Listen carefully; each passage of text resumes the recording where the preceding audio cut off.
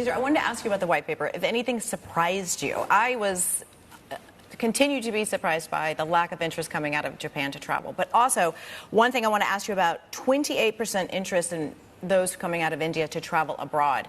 We did a report on CNBC last year that said about 1% of people in India actually do go abroad. But this say about 28% want to go. So how big could that be for Asia Pacific in the future if so many people in India are wanting to go and travel around, and if they do get the opportunity to do that in the future?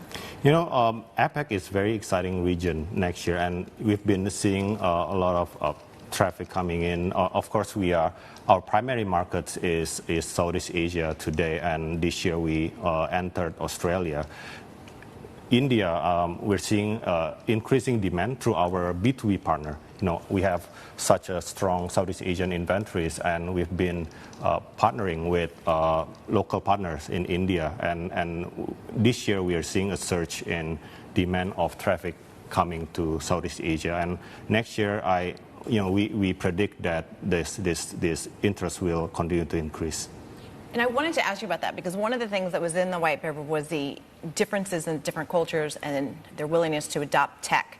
So for you, that would be a big issue, right? So we can see Indonesia, Singapore being very big to adopting tech, but Japan not so much. So how important is that for you, for your company, when you think about the next market to expand into? Sure. You know, what the white paper confirmed is the localization strategy is really important for travel brands. To serve the consumers in APEC, and localization has been a central theme of our strategy.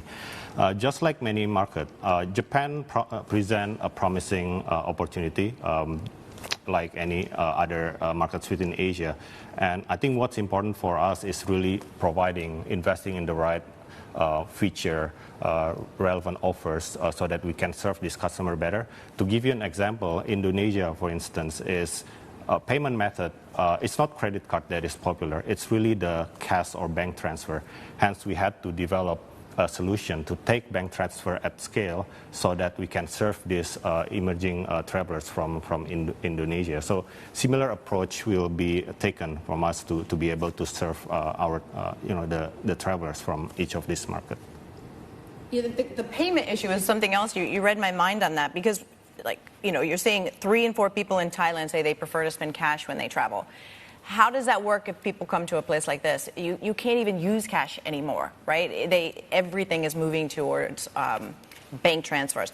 But you just touched upon this, but what about the rise in other forms of payment, like buy now, pay later, travel cards, apps? Do you see continuing increase in these sort of alternative forms of payment?